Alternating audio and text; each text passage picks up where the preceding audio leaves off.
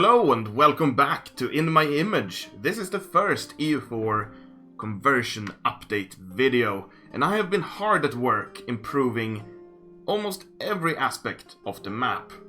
As you can see, first and foremost, I am running a mixture of different map mods. If you've watched my old videos, it might look a bit similar.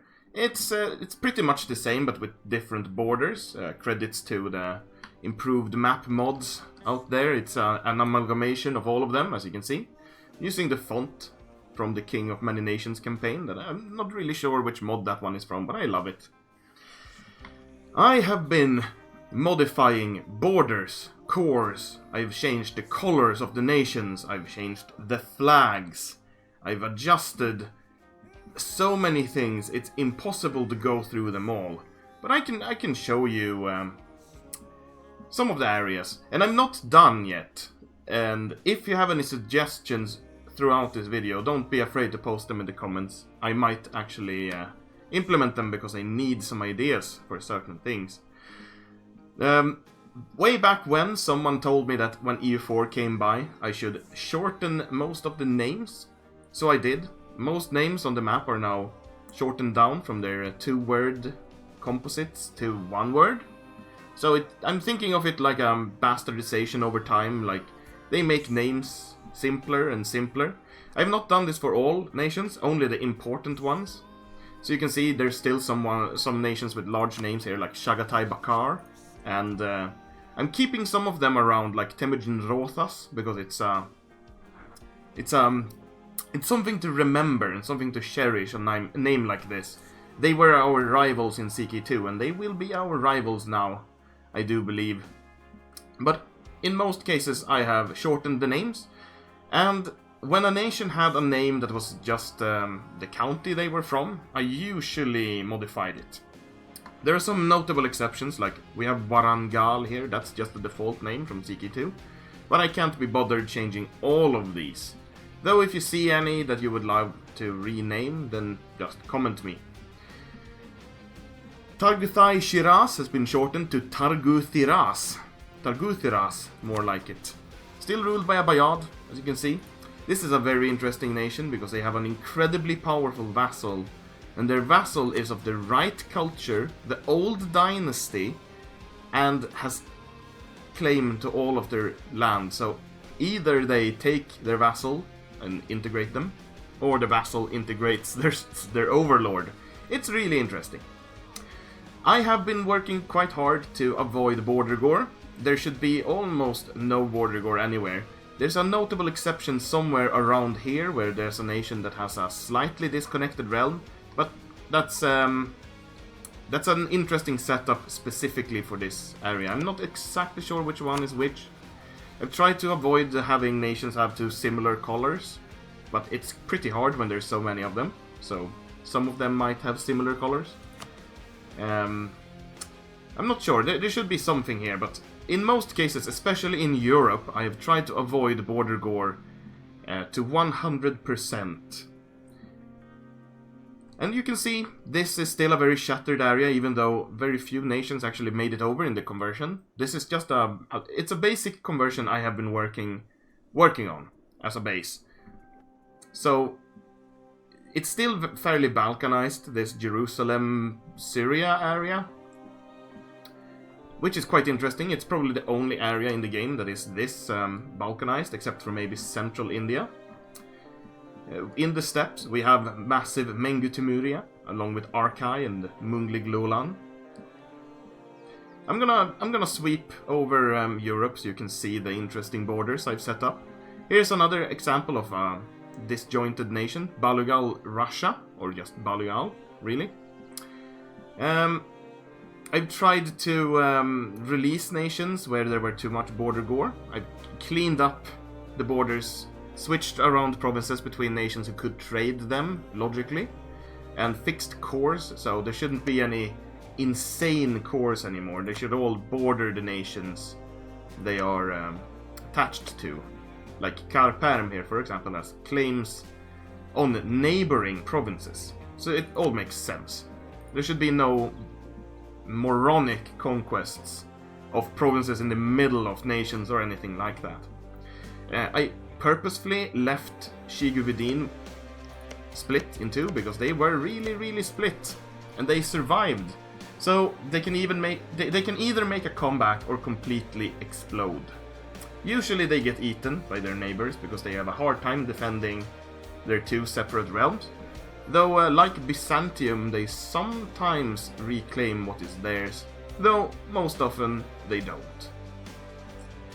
I've had to establish quite a few new-ish nations, like Jamugai Nikure here, which was a very disjointed merchant republic that had an inland capital somewhere here. So I traded, I think it was this province. No, it was this province, I believe, for Fals Niord. And Fals Niord held Venice, so I traded them around, so this is practically Venice with more land. With the only negative thing being that they don't have the correct culture for all of the Greek holdings, and it's also the wrong religion. We have plenty of interesting nations in Europe. We have Karpilsen, Tamalchiltken, we have Fals Niord, Megaginia still clinging on to the glory of old, as you can see. Some interesting newcomers, not exactly newcomers, but they turned out pretty powerful and got unique names in the conversion. Saksharak, we have a strong Baburia here that stretches from Spain to North Africa. They can turn out pretty powerful or collapse completely. I've run some overnight games, but nothing to conclusively say one thing or another yet. I've done a pretty good job here renaming nations. Like, this used to be Holland, I renamed it Holzar. And plenty of others had default names like Bourbon or Lower Lorraine. And I've renamed all of them except for a few that only exists as cores. Because it's pretty much too much work to go through all of them when they are only in core form and will rarely be released. I'm thinking if it happens that a really rare nation gets released and takes over a bunch of land, I will rename them on the fly while the campaign is going on. The British Isles, very split. Anything can happen here. I've seen everything from Megaginia doing a comeback to Aras Chester or Odogor Ulsin taking over the entire thing. I've also seen Karl Difed take over the entire thing. It's very interesting. Scandinavia, also a very split nation. Targuthaya is the progenitor state, but they only own Finland and parts of Sweden and Denmark. And usually gets run over by the various Scandinavian powers vying for complete control. Africa is also very interesting. I've actually worked a lot on Africa, because Africa is by and large not included in the conversion. So I've added nations and I've, adjusted borders here and there. This is the big one. This is the massive nation that converted over from here. Songhai and Timbuktu are both vassals of Audagast Niord, which is or Audagost Niord, depending on how you want to pronounce it. So I think this is a pretty cool nation, so I kept it around in its original form. And it is strong. It's really strong. Lebatu, a nation I created to challenge Audagast. Same with the Bol Ereg and Sirk. I wanted Africa to have a different dynamic. Africa shouldn't be shielded off from the rest of the world like it is in EU4. Instead, the paths to the various North and East Africans are opened up from the start through Sirk and Timbuktu and Jalair. And it makes them more involved. Because in the canon, the Mongols did go down into Africa and killed off as many people as they could and established a few states of varying power. The further south they went, the less they found to kill. So this is how southern Africa looks. As you can see, I've created a few states around this area. We have Ik Nuruddin, or the Great Lakes here. A fairly mid-power nation, pretty interesting. Followed up by Shanai and Altni Ord, the Gold Coast, I believe, and a random trading nation here. They're all based on existing nations that were here, that's why you recognize the flags. This is Mutapa, this is based on Swahili. And here we have something that people requested. It's a bunch of European refugee states hiding out in Central Africa. I didn't make them very powerful, and they don't really have a way of... unless a player is playing these, they have no chance of gaining any land back in Europe. And they are an amalgamation of Europeans, Arabs, Africans, and that's represented in their name lists. They have completely mixed up name lists. And this is, for example, this is a Geschwerba. It's primarily German with a bit of Italian and some North African. It's Catholic, but without any papal authority, really. Led by Duke Hussam von Gebsattel.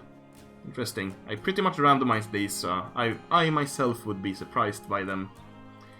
Tragnui, led by Duke João de Savoia. And Nandra, Emir Milad de Bourgogne.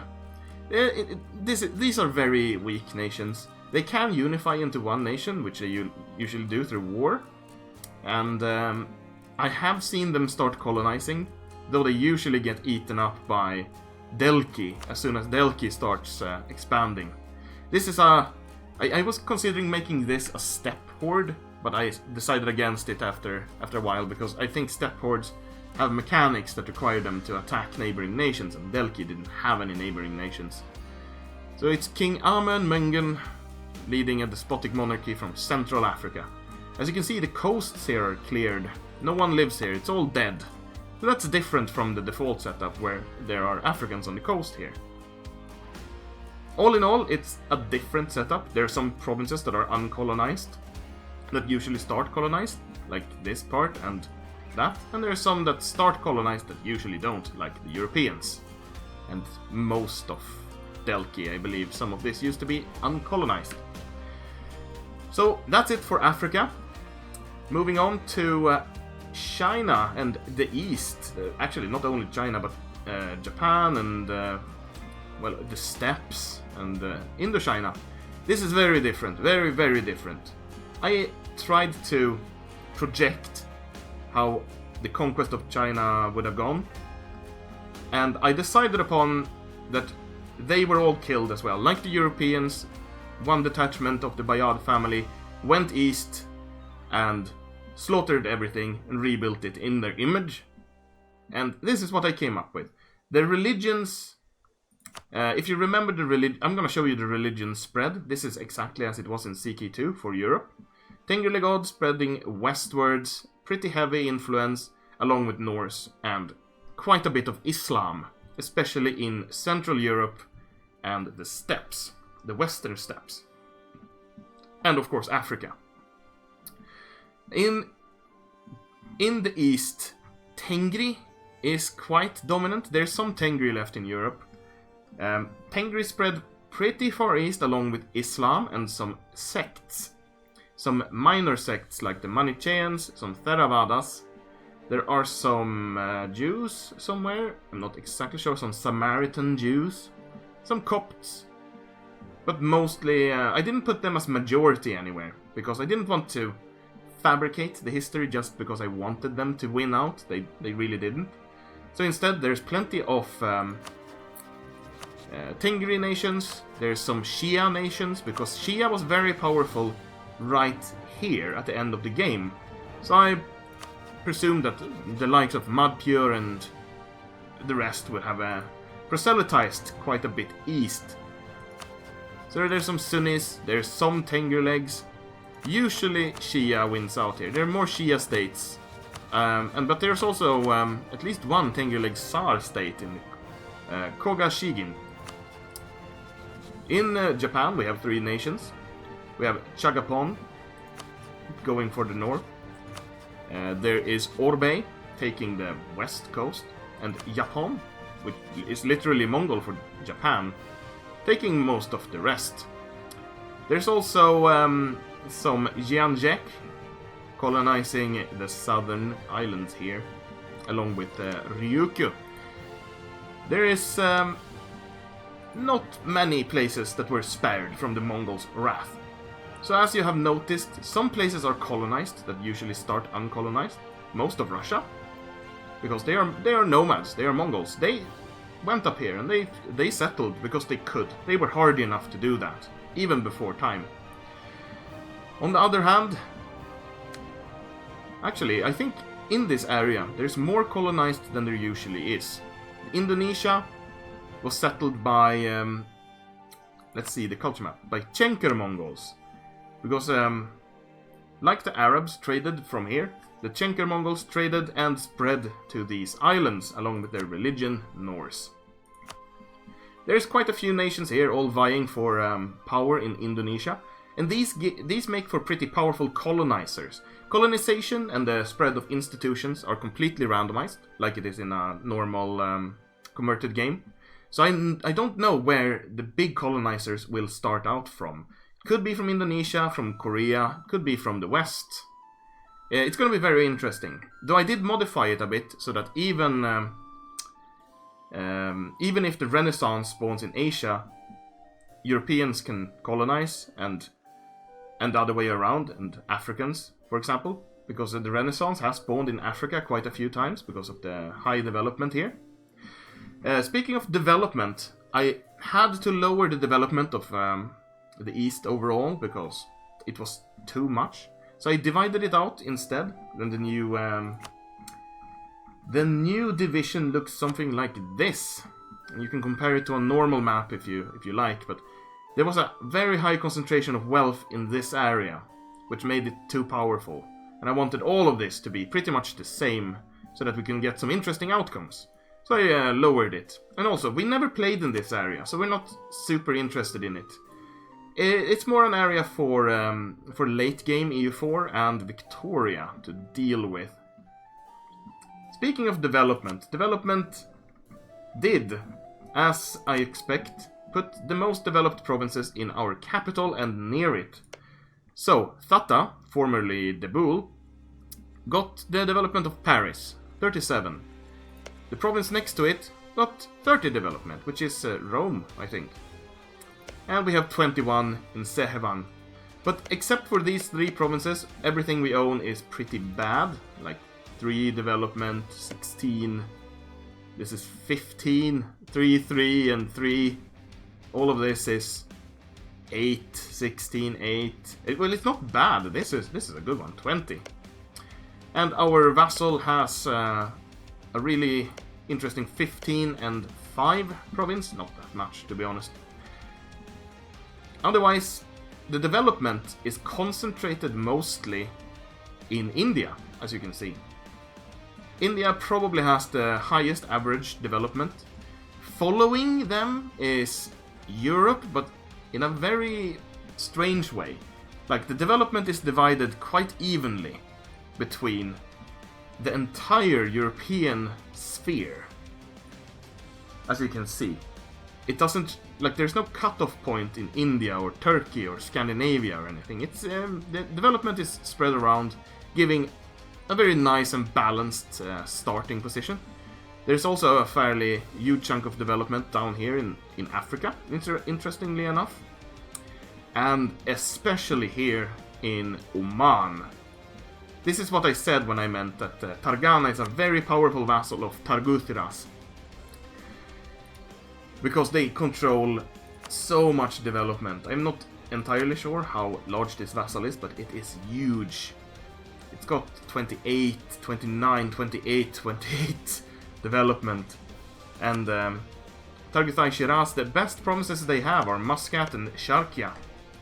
Muscat with a healthy 23 and Sharkia with another 23 development. Giving a very interesting starting setup here with them vying for power. And some of the things I still have to do is to make ideas for my nation. I don't really care that much about all the other nations. So for them I've done something special. I've modified the base idea chance, There are a few files you can modify to affect which ideas a nation should generate when they have generate ideas on yes. So I made them really powerful. The ideas are sometimes ridiculously powerful, and I want them to be, and they are very warfare focused. When I expand, and I will inevitably grow pretty big as Bayadia, and I will try to be a world great power, even though there are some powers over here that can easily eclipse me. I want to make sure that my opposition has really good ideas, so I have to adapt my strategies. If we take a look at some random nations, like Mengu Timuria here, who, by the way, has a flag. Their flag actually says Mengu Timuria in the Mongol Putharg, which is an alphabet designed by one of my viewers, Timur Trabor or something like that, I think. Really cool French guy. So I used his some of his work in making flags for various nations. You can see some of them here and there. I think there's some letters involved in a few flags. Anyway, in Mengu Timuria, their idea set, their traditions are 15% manpower and 15% land force limit modifier. This is completely random, by the way. So that's incredibly strong as a starting tradition, I have to say. Then they have construction cost, 10%, not that big. 15 production, 30% recovery speed. Core creation cost, army tradition +2. Reinforced speed, and stability cost modifier -30%. This is actually one of the weaker sets I have seen. The ones that start out as great powers are Targithiras, Mengu Timuria, Audagast, Niord, Bodonchar Pithi, Bayadia, Meguderia, Shakagun, and Baburia. So let's take another one of these, like Targuthai Shiraz, and take a look. I also purged a few ideas that I simply don't find fun. Really weak ideas, such as prestige from naval battles, simply can't appear. And most naval things are incredibly unlikely to appear, because, well, the Mongols were not really a seafaring people. They kind of are when they invaded Japan and Indonesia, but it's not to a degree where they shouldn't rather focus on land-based ideas. So Targuthiras, they randomized interest per annum and manpower recovery speed. That's a very large manpower recovery speed, 30%. Development cost, that's incredibly powerful. 10% discipline, wow! Core creation cost, production efficiency, culture conversion cost -60%, because, well, Mongols convert culture in a very particular way, so to say. Tolerating heretics, and construction cost 20%, not bad. These are the types of idea sets that will appear, and they can turn out really beastly at times. Both of these have been rather weak. I know what you say, but they have actually been rather weak. So let's go with Africa and see what they got. Africa has got inflation reduction 0.3. That's amazing, because they have such huge amounts of gold. They also pay less for land troops and their finisher siege ability. They also have core creation cost, discipline, production efficiency, force limit modifiers, 300% prestige from land battles, stability, and artillery. Let's take a look at a few more of them, like Megaginia, one of the old great powers. Oh, they have colonization ideas. So, first and foremost, recruitment time and discipline as a tradition is great. They got 1 colonist, siege ability 20%, 2 yearly prestige, 20% construction cost, 15% production efficiency, 15% land force limit, and 10% infantry combat ability. These are pretty beastly. Surprisingly enough, in my test games, the most consistently powerful nation has been Tamashiltgen, that has a flag I custom made for them, based on their old flag, but with one of the new letters from the Mongol Putharg mixed in. Let's see what they got. This time they got reputation and efficiency, trade efficiency, stability. Oh, they didn't get many military ideas. Manpower 15, aggressive expansion, morale 15%, that's a great one. 15% tax and 1 yearly legitimacy, so not very powerful. Let's take a look at this one as the last one. Carpils and ideas. Stability cost and morale, and war exhaustion as a finisher. Culture conversion cost 60%. Mercenary maintenance. Prestige 300%. National manpower modifier 30%. Tolerance of the true faith. Infantry combatability and land force limit modifier plus 30%. That's insane. So the ideas are not as well, random and weak as they usually are. I've seen to that. I've buffed them up a bit. And if you think any ideas should be removed or tweaked, you can also comment about that, because I want them to be strong. And I might do a unique set for Bayadia, because I have some fun text to write about it, pretty much, like about cannibalism and nobility, primarily our unique heritage. So, let's take a look at cultures. I haven't shown off cultures yet. So as you can see, this doesn't look exactly like one culture group, and that's because it isn't. I have rearranged the cultures into groups, so that it will be harder to expand. In the Truth-like Mongols group, we have our Inan Mongol, we have the Ik Mongols, Gan Mongols, and Odin Mongols. And these are all familiar faces, except for the eastern ones, where I reused some of the unused cultures from CK2. Susni, Mergen, and Galin. And because some people requested it, I added a Prussian Mongol here, which is heavily inspired by Prussian, last surviving European people. Because they were so warlike, the Mongols adopted their ways and turned into this fusion Prussian Mongol culture. And then there are some nations here with Prussian Mongol, like Aguchia has Prussian Mongol. And this works pretty well. It's a very different game when the culture groups are this big. It promotes early imperialism, which I like. At the same time, it gives the various nations a distinct sphere to work in. And some are more powerful than others. This is probably one of the most powerful ones, except for maybe ours. We have one of the weaker ones here, but that's because they have been attacked. This is a large one, but it's primarily because the provinces are so big. And this contains, of course, Mengu Timuria, which is in one of the most prime positions to expand. Lots of weak neighbors. We need to watch out for Mengu Timuria when the time comes. Alright, so this is a quick look at the world. And for the new world, nothing has really changed. There are still the same nations here and there. And the point... I wanted to change some things about colonization.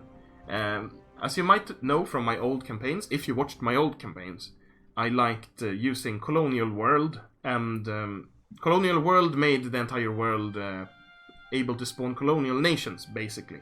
Also gave them a bunch of cool new names. So for this campaign, I've kind of recycled bits of that mod. It was quite hard to do because it was so old by this point. But I'm gonna show you the colonial regions. So the colonial regions are pretty much the same, except for the fact that I added Guyana. I'm not sure if this was a thing back in the day. I think it might have been. So I added this one back. And I also removed the trade company of South Africa and made it a colonial nation instead. So it's Colonial South Africa. Because I wanted a colonial nation here for Victoria 2. Otherwise, there's just a whole bunch of cool new names that the nations can get when they colonize. Instead of the very boring and Eurocentric ones like Louisiana. Louisiana simply doesn't exist. And I haven't gotten around to it yet, but I'm gonna rename the various formable colonial tags as well. Or just simply remove them, because like, it doesn't make sense to have a formable Louisiana or a formable Colombia or whatever, because there's no Columbus, there's no Louis to name these places after, so the names they get will probably be the ones they stick with until Victoria 2 and beyond. So, one thing I noticed when I was running Observer games was that sometimes the world just didn't want to colonize. So I added a little safety measure. If by 1700 the Americas are not colonized yet, the natives will start colonizing like crazy. They will pretty much just fill out all of America and create powerful nations. So if these nations just completely fail at colonizing, the natives will take care of it themselves, which is a pretty cool thing. I'm not sure if it will come into play or not, because I believe that we will have colonizers, but it also depends on how aggressive they are and if they get ideas like Megaginia's extra colonist. So, before I start playing this campaign, I have some things I want to do. First and foremost, I want to try... I can't promise anything because I don't actually know how it works really. I want to try to make the Reformation work differently.